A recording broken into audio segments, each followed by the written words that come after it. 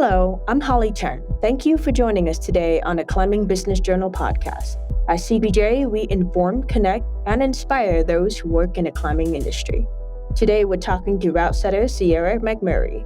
We talked about everything from the sustainability of a route setting career, self-care for setters, and communication techniques on sensitive topics route setters might encounter in the workplace. Before we begin, I want to give a shout out to our sponsors, because without them, CBJ and this podcast would not be possible. Essential Climbing is a new name for a group of brands that have served climbers, gyms, and home walls for decades. They distribute premium quality polyurethane holds manufactured at Aragon, imported fiberglass macros and wood volumes, have a line of patented adjustable walls, and even design and install custom climbing walls and padded floors. Their brands include Kumiki, Everactive, Expression, Squadra, Lapis, and Axis. Learn more at essentialclimbing.com.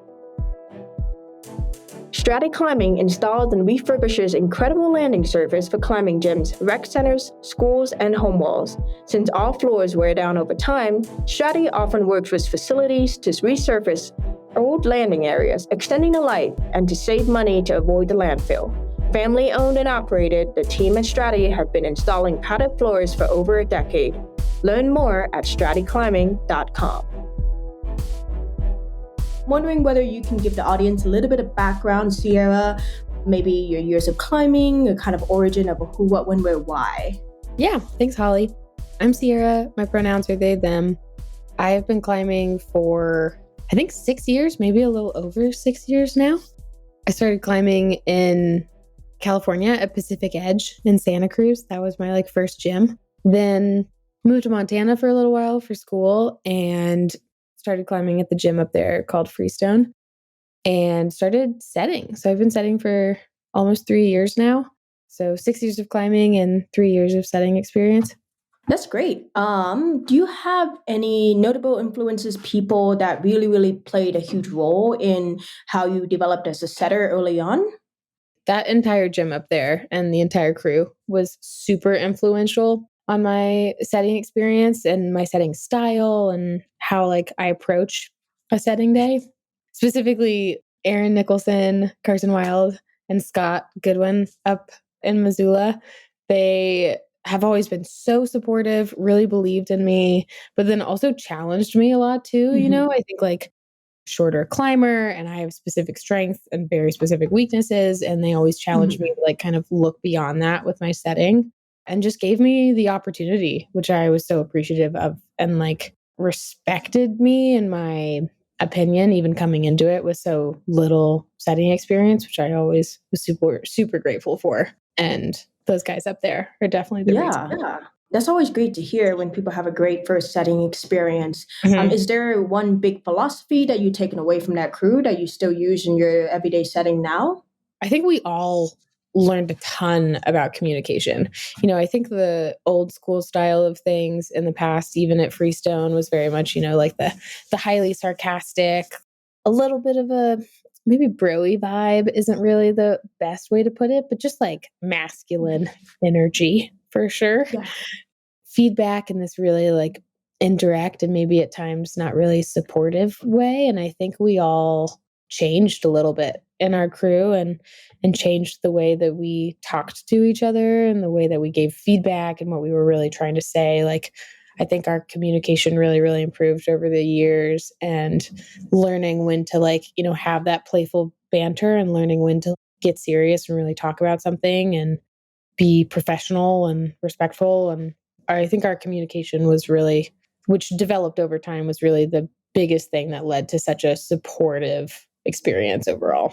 Absolutely. I think communication is something that a lot of setting crews are maybe not looking immediately, but it's one of the biggest aspects of any well-functioning crew, setting or not really, right? Yeah, we're all supposed to learn how to talk to each other. So at this point in your career, can you offer some insights or thoughts on the current professional standard of the setting industry right now? We know that, gyms here and there have different ways of approaching things. There's some gyms that use the 3-rope system, 1 rope, and ladders. What are your thoughts in terms of where we stand right now? I've set at a couple gyms now, either as a guest setter, new gyms moving around. I've definitely seen it done in a lot of different ways. And I think that's kind of the tricky part. I do see that we're all collectively like moving in a very specific direction. I think some gyms are getting there faster than others, but everyone seems to be aware that like there's a certain level of professionalism that now has to start showing up in setting crews. Mhm. And you know, that professionalism a lot of times looks like a certain level of respect, certain level of communication style. And I'm seeing it in a lot of ways. Like, sure, the technical way of, you know, I think we're all getting to the point where it's like, ooh, okay, like rigging ropes can be kind of dangerous sometimes. And I think we all maybe need to have like a better standard for it. I do think we are trending in that direction too. I think the professionalism is kind of changing interpersonally more than anything. There's this collective understanding of, you know, a lot of new faces are showing up at gyms and a lot of new people are showing up in the climbing communities, and we need to Mhm. adapt and learn how to welcome those people and welcome those new setters. And to do that, we got to learn how to communicate effectively and appropriately, and, you know, how to handle relational repairs and conflict and things like that. And I think gyms are slowly moving to understand how to be more inclusive and that level of professionalism. And some are getting there more than others, you know? And I think too, like there's that old school style of things, I think is changing Mhm. a little bit for sure. Absolutely. Is there anything of that old school ethic that you think we should keep moving forward? The old school stoke, but also maybe some of the old school humility a little bit. I think Mhm. there's like some of that old school of like, oh, this is, you know, kind of silly. And we're all just like showing up here to, you know, some sort of rock Mhm. gym and putting stuff on the wall. And I think that humility is like still really important to hold on to, mixed in with that similar like stoke and grit, I think is really helpful. For one, I'm a big believer of tradition, but I also know that as times change and, styles change, sometimes that stuff won't continue to go forward with us. But there's so much part of that old school work ethic and mentality of putting your head down and just working that I do respect. And I hope that that continues to follow us as we develop as an industry for sure. When we chatted before in person, you mentioned that you don't know if route setting is going to be a lifelong career for you. And from my experience of other route setters out there, I know that a lot of people have echoed a similar thought. Can you elaborate that a little bit more? For example, what do you want to see in the industry to make you think that this can be a lifelong career, like sustainability wise? For me, you know, I do have outside career goals for, you know, I'm a biologist. I have career goals towards graduate school and higher education in terms of that kind of thing. So setting is pretty nerve wracking in that way of like, oh, I want to continue this for as long as I can, but I don't know if it's sustainable while pursuing like other career pursuits. And I've slowly gotten more optimistic around that. I think it was after my L1, then I was like, oh, it really solidified how much I love this and how much Hmm. I want to continue doing it for as long as I can, and Hmm. hopefully finding ways to allow it to work. And I think there are parts of setting that already make it really accessible to be doing multiple other things with your life. Being a part-time setter and coming in a couple days a week and maybe more Hmm. flexible hours and a flexible schedule allows for you to be able to pursue those other passions and have it be something that you can continue doing for as long as you want. It's taking it to that next step that can sometimes feel like, oh, I don't know if I'm in the right life stage for that, because it is such a commitment. It does require a lot of finances, you know, like to be going to these clinics, to be traveling for comps, and or to like even be taking jobs at gyms. And that's the tricky part that I've seen a lot of people kind of get nervous about is the decision to go from like, yeah, I'm a part-time setter, I'm also doing this other gig on the side and thing like that, to I'm dedicating my life to this. I think Hmm. is really the spookiest part because there's so many unknowns to it. And we haven't really seen it demonstrated for very long of what a sustainable, long lasting, highly enjoyable career and setting looks like. I think a lot of us Hmm. haven't been exposed to forever career of it for most of us. So I don't really know what it Hmm. looks like. And I don't know how possible it is in terms of, yeah, the amount of time commitment and the pursuit of other things. And I think there's just like two paths diverged in a yellow wood, or whatever the story Mm-hmm. is. And yeah, I feel like you get to the fork in the road and you kind of have to decide of like, okay, am I really taking this to the next level, or am I gonna let it be something I'm doing part-time? I get that a lot. I know a lot of route setters have Mhm. other part-time jobs on the side, myself included. I do a lot of writing work on the side, and you say you do a lot of biology work on the side.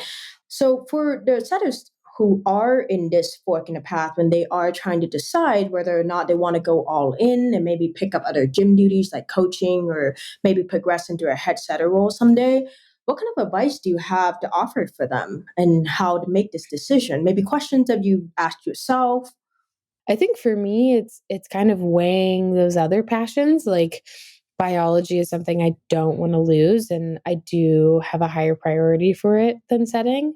And I think that's Mhm. important for me to understand when it comes to my like future choices. It's just the reflection of like, okay, what is most important to me? Like, what do I want to prioritize? What do I see myself doing in 10 years? And if setting is one of those, and if it's on the top priority list where you're willing to make sacrifices for it, then I think Mhm. that's ultimately the best thing to understand. And to be able to understand that means you can make the right choices for it. Make the right choices in terms of like, okay, yeah, maybe I'm willing to relocate for a really good position. Maybe I'm willing to spend this money in my savings to be able to go to this clinic.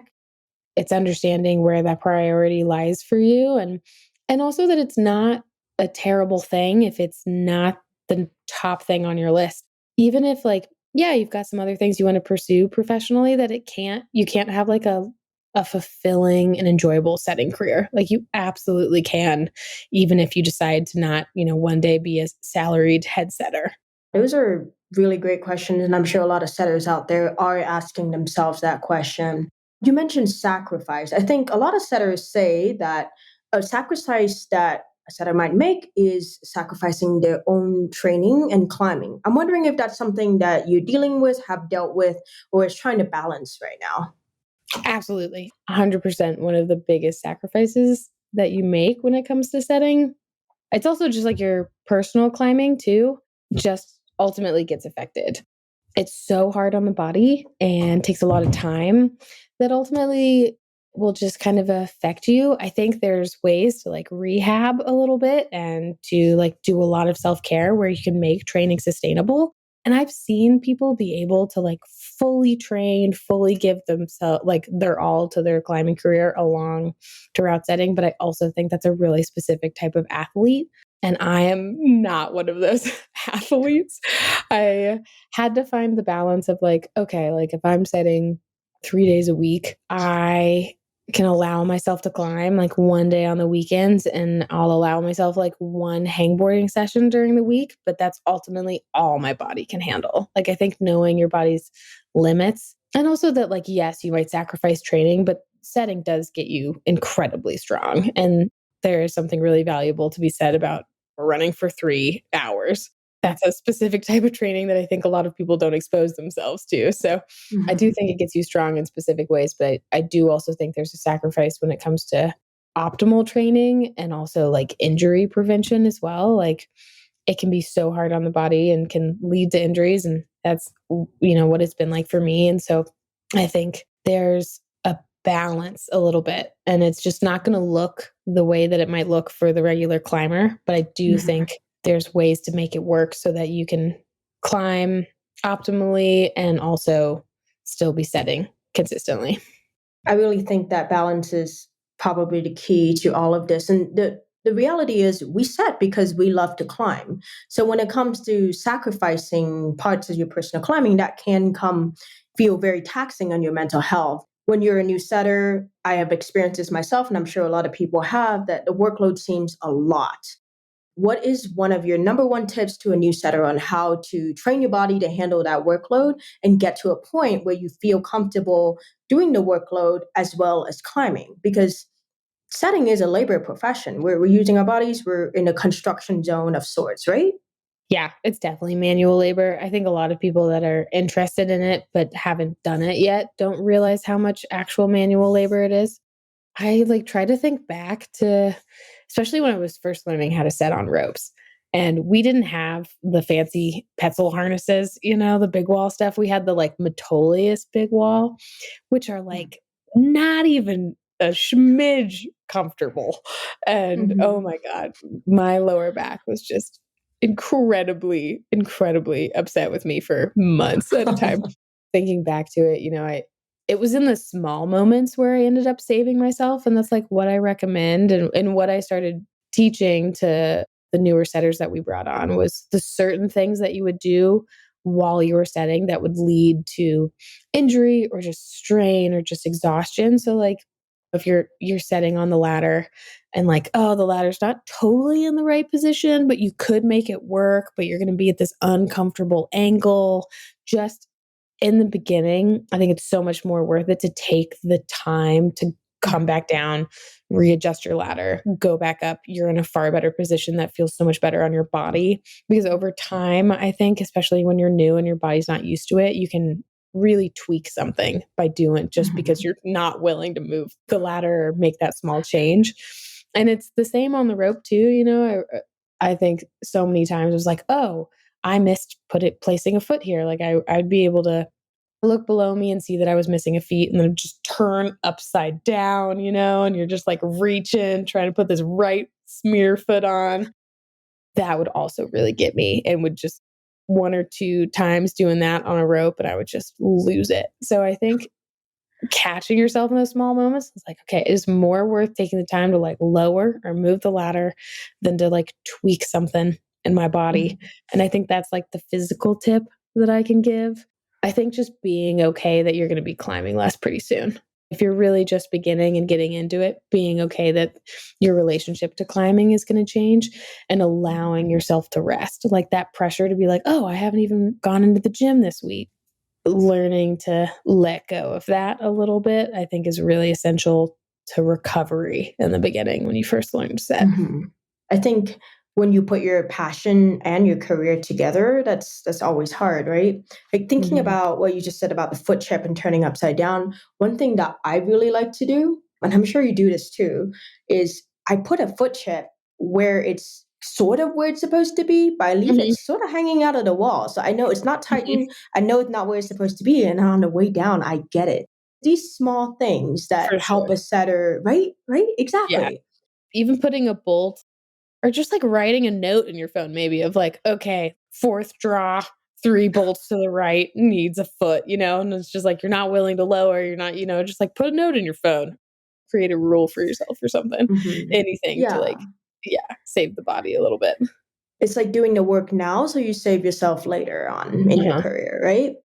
Nobody really talks about this either. Like I feel like I did not know about these like really, really small things that show up so consistently every day. And I see new setters doing it all the time and I like wince thought of it of like, Mhm. oh, it's gonna hurt your back so bad though, and I think it's important to talk about too. Mhm. Yeah, I'm glad we're talking about it. And as we talk about other professional things in the industry, and as we move forward, this industry is getting more and more standardized, professional. I know we're still lacking the education channels that a lot of setters wish there was, but as the industry moves towards where we want to be, obviously that's going to impact and benefit route setters. Who else do you think, on a whole, a climbing or route setting or climbing gym industry, do you think the professionalization of route setting is going to benefit? As we grow professionally, the professionalization grows, which inherently means like better forms of communication, stronger relationships on the crew. It's just like ultimately going to benefit everybody in the gym. I think the product will be better because people will feel they're able to communicate their needs, get, consistent, supportive, even challenging feedback. Like all of that will create like a supportive environment for the setter to feel their best and like they can express themselves the best, which ultimately means the best routes and the Mhm. best blocks. And I think we all benefit from people feeling like good and supported and challenged in their jobs. It'll come out in the set too. Like my mindset going into a day is absolutely going to affect the quality of climbs that I can set. Climbing is such a mental sport and that definitely shows up in setting just as much. So I think that professionalism and building those relationships on, better forms of communication and respect for each other, I think will just lead to better climbs. With route setting being such a young profession, a lot of people now who are in the industry are put into these roles of mentorship that maybe they didn't even think that they were going to be in. Who are some of your best mentors, and why and how have they helped you? There's been really important climbing mentors that kind of like show up unexpectedly. And you're like, oh, I've learned totally the most from them. One of my closest friends up in Montana, I learned a lot about how to find the joy in climbing again after a while. I was starting to get pretty serious about it and feeling really focused, but that was also draining me in a way. And I connected with a friend who like helped me reconnect with the joy and like childhood enthusiasm of climbing, by just like rolling around and falling off and giggling and like finding the joy again, which I think has probably been one of the biggest lessons that I had to relearn. And so Mhm. they've definitely been a huge mentor to me. And then also I think, yeah, like my crew up in Missoula was just learned a lot. And I think learned a lot about also how to remove my own attachments, I think, to settings sometimes, like you get started, you get really attached to your climbs, you get really attached to this identity as well. And I think they were really able to help me like ground myself in terms of like, I am not a strong compression sloper climber. And I can learn how to set it, but that might not mean I can like forerun it effectively. And what that looks like and how I, maybe communicate that a little bit when it comes to, trying to figure out a grade for something or, I think they were really helpful in helping me also find some of that humility and learning how to know when to take feedback and also know when to challenge it, I think was huge. And especially after some time when I got like more comfortable and, learned my own things, it was like, okay, like I know how to be like, hey, this isn't my strong suit. This is my best guess. This is what I can give you. And also like a little bit of pushback too of like, oh, I kind of disagree. And here's why. And let's have a conversation about it. So I do think the biggest skill that I learned was like, yeah, how to give feedback, how to receive feedback, and knowing when to challenge it at times. I really like that. It kind of goes back to the beginning when you were talking about one of the biggest takeaways from that crew in Montana was communication, right? Hmm. It's all about knowing how to express yourself. With the crew in Montana helping shape you into the setter who you are today, what do you think we as an industry can do now to become that crew for the incoming cohort of setters? I think there's a couple of things. One, just highly advocate for climbing gyms to get a HR representative. There are going to be like interpersonal conflicts sometimes. It's just like this is a workplace. It should also be treated like a workplace. I think a lot of times gyms kind of have this like, oh, we're a family, but that can lead to a lot of like cross boundaries or some wiggle room. And I think like understanding that this is a profession, that this is an important, respected profession is really essential. And that requires an HR department. Along with that, I think a real understanding of creating an actual structure of what it looks like to give feedback and what that feedback looks like, and understanding that you're going to get a bunch of different people in the setting crew as time goes on and we progress and advance. And, you're going to get people that don't understand sarcasm, or you're going to get people that receive feedback in a really specific way. And I think having a structure for how you communicate and also some flexibility with each person, like when you're in an interview with a new setter that you're going to bring on, understanding like, yeah, like, so how do you communicate? What is your communication style? How do you receive feedback? How do you give feedback? What does that look like? Because everybody's different. And I think being really good interpersonally and collaboratively is just going to be essential moving forward as we start to diversify our crews. And then knowing how to just professionally like repair and move around conflicts. I think more diverse people are going to be joining setting crews, and there, is sometimes like inherent harm done, especially to marginalized groups from people that are not marginalized, and understanding how to safely and accountably move in those spaces is going to be essential as we move Mhm. forward as an industry. I'm really glad you brought that up because I kind of want to talk to you about this. Your pronouns are they, them. Mine is she, her, Mhm. by the way, for the Mhm. audience. And as someone who is underrepresented in the setting industry, and you are too, we know that industry is getting better. We know that the crews are getting more diverse out there, and people are making a very, very intentional effort to diversify the crew. Unfortunately, one statement that women and underrepresented route setters often hear out there is you only got the job because you are insert minority group. I'm sure you've heard it. I've heard it a dozen times before. So what Mhm. is your response to that statement? What advice do you have to give for someone who's maybe hearing that statement for the first time and is a little, struck or shocked by it? Yeah, definitely. I've heard that so many times in so many different ways.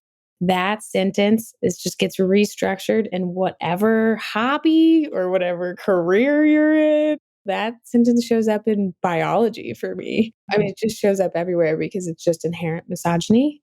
And, it's this tool of oppression and putting people in their place, and especially like femme and, just women in general, like putting women in their place. And my advice for someone who is hearing that for the first time of like, oh, you only got this position because you're a woman or you're of a marginalized group, understanding that what they just said has absolutely nothing to do with you. That is not constructive feedback. That is not a real question. That is a tool of oppression and power that they are trying to use to put you in your place. And that has nothing to do with you or your skill set or your career. So I think first, like separating yourself a little bit and understanding what that person is actually trying to do to you instead of just, thinking that's like, oh, that's a comment. It really is completely unfair and unrelated. It's just misogynistic. Yeah, absolutely. In response to that question, I think there's a lot of ways to go about it. I have gotten really tired over the years. I think like 20-year-old of me would have come up with something really sassy, and like, yeah, like I'm gonna, just smack him down with this, response. I've just gotten tired and I've gotten really tired of feeling like I have to defend myself to people who are not even open to having a conversation around it, because that's ultimately what that Mhm. comment is just a tool to put me in my place rather than actually inquisitive question. So my exhaustion towards men has led me to not engage really. You can hear it, and I think you can just make some eye contact and a slight smile and just absolutely walk away. Like, you do not owe that person anything. Any sort of energy or engagement towards it takes that away from you, and acknowledge that it has nothing to do with you. It's misogyny, it's sexism, it's whatever, and not engage or just be like, "Oh, that was misogynistic. Would you like to try again?" Like, but I think ultimately just walking away, like, I'm sure somebody can come up with like a great response really quickly, but I know under an emotion that would make me feel the best thing that I can do is not allow them to take any more energy from me and know Mhm. that it's just not true. Like, I think there's just something to be said about having people of all experiences come and set a route of Mhm. everybody has a different relationship to climbing due to their identities, their expressions. That can make a really beautiful climb. That can make a really beautiful route setter. It's important. These diversities are important. It's important to hire women. Like, I don't, it's important to hire women. It's important to hire Black and people of color. Like, but those people did not get there because it was easy to get hired. If anything, it's really truly the exact opposite. And that's what I've Absolutely. just found. Yeah. Is that, Yeah. oh, it's actually been so much harder. I might get picked out, but also to be able to survive at a gym, especially when you were hired just because you're a woman, is also like equally almost impossible. Like, if you did not have the skills to be there and you were a woman, trying to survive that and stay at a gym like that, I would not be able to do. So if she or they are there, they absolutely have the skills that are deserving of that position. What I took away from that is sass is great, but you can also just walk away if you don't want to give energy to this kind of response. I love it. That's Mhm. amazing. I think I'm going to take that for myself as well. Next time I'll just turn around and walk the other direction without any explanation. I That think might that anger some honestly people. gets the biggest response out of people is when you're just like, "Nah," and they just, like, immediately turn around. They're like, "What? Mhm. This didn't what?" You know? Like, I think that's my best advice because you gotta save Yeah. yourself a little bit, for sure. Mhm. Not everyone who says that have a bad intention, but I think that's what people don't really differentiate much is intention and impact are two different Mhm. things. Even if you are Absolutely. making what you think is an observation, it has an impact on that underrepresented route setter to make them Right. continuously feel that she or they don't belong in this space. And Yeah. internalized misogyny, internalized racism are very real things, and you might not realize that that is what's occurring. But when, someone comes forward from that marginalized identity and is saying like, "Hey, I think you have some like internalized misogyny around that comment. I think you have some internalized racism around that comment." Like, then you have to take a step back and be like, "Oh, okay. Then that's what it was." There can be, like, "Oh, I didn't intend for that," but we have things happening all the time inside of us Mhm. and a lot of Absolutely. structures and systems of oppression, and we have to be able to own that and move forward. And hopefully those people that make those comments can. Mhm. And the people who are currently in leadership position, whether you're a head setter, a senior setter, a director of setting, anyone who's in a leadership position, I'm sure a lot of you are asking yourselves, like, oh, what can I do? Can you share some good examples of how route setters, whether they're head route setters or directors of route setting, have shown that are great in terms of creating equity in a space, not just equality? Yeah, I mean, I think there's a lot of ways to go about it, and I don't think it's really necessarily concrete. Like, I think a lot of people want these like concrete answers and these like bullet points to like what to do to make yourself like a, ally route setter. For me personally, what has been important is, I think a lot of gyms pride themselves on we let you put pronouns on your name tags and like we have queer members and queer staff and that kind of thing, but from what I've found is there's not a real conversation within the crew about how to communicate with somebody who's like gender diverse about their gender expression, about their identity. And I think that's where people miss the mark a little bit is they're like, yeah, we'll hire Sierra, a non-binary person, like we're inclusive, we don't care about that kind of thing.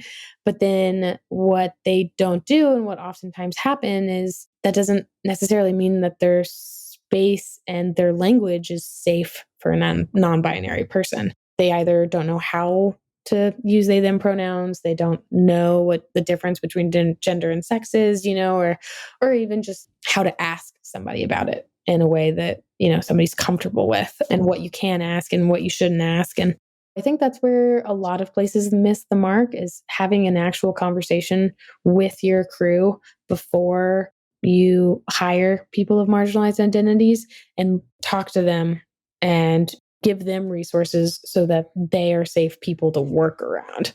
Like, I think that's what ends up happening is people hire a bunch of diverse people and they're like, yeah, we did it. It's inclusive, but it's not equitable. It's not a safe space. A lot of harm gets done. And then, there's not even systems of learning how to repair. And I think that's the second thing is as you move towards hiring more diverse people who have different backgrounds, also knowing how to take feedback from them, how to tell them that there is a system and a structure for them to give feedback when harm has been done, especially around their identities. And knowing how to do that before you hire people, I think is essential.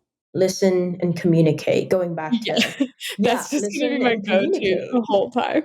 Yeah, listen, communicate, keep listening, keep communicating. Oh, you did something wrong, listen, and then communicate, yeah, I think that's ultimately it. I love that. I think a lot of people listen just to respond, and that's a Mhm, lot of traps that people fall into is you're mhm, not listening to respond, you're listening to empathize, to understand, to exactly. really, really take it in instead of just waiting for them to finish talking.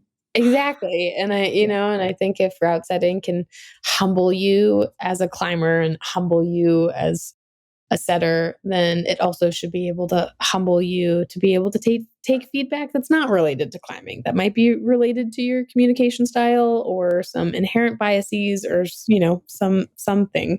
But Mhm. hopefully, with how much feedback and collaboration we do as route setters should hopefully set us up to be really good at feedback and collaboration that is unrelated to route setting as well. But sometimes that doesn't happen as much. I think about this side of the route setting industry a lot because as we start to diversify the space and people of underrepresented, marginalized identities start to move into this space, people inevitably get tokenized. And I know that this is not the intention of a lot of people, but for those who are widely represented out there, what is something about tokenism that they might not even know about that you want to share? That's a big question. I think I can say for me personally, in terms of, like the tokenism that shows up when I'm like, a femme, queer, non-binary person. I've noticed for me, I think crews tend to like kind of do a check mark once they hire me or once they like bring me on for a day or something. They're like, oh, we did it. Look. Oh my God, they're femme and short. And they also have this pronoun thing going on, and that's, kind of an exaggeration. But yeah, I think there's this like little bit of a checkbox that people see in terms of, hiring one diverse person. And that's the thing too, is it misses the point a little bit because all that's doing is acknowledging that all you needed to do was hire them. But you're forgetting the fact that like, oh, I should be, respectful of their identity. I should be allow them to express and communicate in a way that might feel different than what I do. Allowing that diversity to actually change the crew a little bit rather than, oh, we checked a box. But so I inviting do them. yeah. What were you saying, Holly? Yeah, no. Like inviting them into the space to like change the space rather than Exactly. like, oh, they're another crew member. I'm going to treat them the exact same way I treat Tom, and who's, a cis, het white guy. And it's just different. And then you should allow people of different identities and different backgrounds to be able to change the space. I think you should be open to that idea. And I think a lot of times people miss the mark on it a little bit. Absolutely. Inviting people is a starting point. It's not the end point. And people miss that a lot. For sure. Yeah. Looking ahead at what's to come in the route setting industry and your own career, what's something that you're really excited about? I've been getting excited about a couple of things. I think I'm excited that things are moving forward. We really are starting to like acknowledge what needs to be done and move forward, which is a nice first step. I am hoping it goes a lot farther than that. But I'm excited to see how setting changes, honestly. I think we're already seeing it in comp style setting, the different moves that are coming out of it, and the different questions we're asking climbers on the wall. And I'm excited to see how people from different backgrounds and different accessibilities are able to, once they start route setting, kind of change the game. I'm really, really stoked to see how queer, trans, femme people can start really changing the route setting game. And Black and Indigenous people of color, like I think we can learn so much. And I think this entire sport can really evolve and turn into such an incredible space. And I'm really looking forward to seeing how that happens and how it affects the climbing, how people show up at the gym and how people feel in their daily lives. Cause this sport is so important to us. And I'm really looking forward to the future with that. And, we're all essential in those next steps for that goal. So, yeah. I think that's a great way to wrap things up, Sierra. Thank you so much. I do want to close with hopefully a joke. I'm not sure if this is funny at all. We can cut it out if it's not funny. How does a non-binary samurai kill his enemy, their enemy? Oh, I feel like I've heard this. How? They slash them. Oh, I like that one, actually. That's good. I know. Okay. I'm into that one. I think it's good. I've heard a couple where I've heard a couple where I'm like, oh, okay. But that one, it's like, they slash them. It's incredible. I really like it. Thanks for listening to today's episode with Sierra. Conversations like these really make me appreciate what I do. Check us out next time. We'll be back with another episode and another guest soon. If you enjoyed what you heard, share this with a friend, tell a coworker, or give us a shout on social media. Thanks again. Until next time.